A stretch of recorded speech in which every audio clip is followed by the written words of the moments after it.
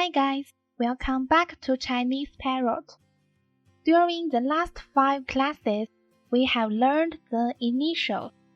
In the following classes, we will going to learn final.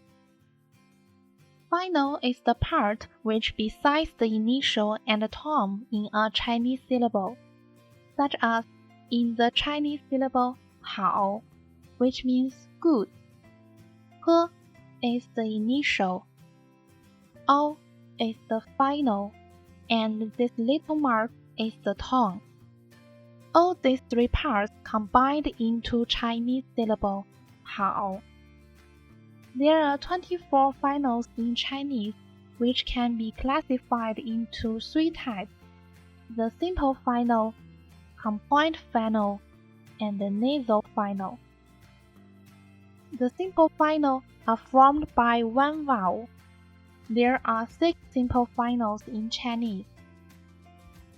Compound final are formed by 2 vowels, and there are 9 compound finals in Chinese. Nasal finals are final with nasal ending, and there are 9 nasal finals in Chinese. In the following lessons, we will study all these finals one by one. So, see you next time. 再见。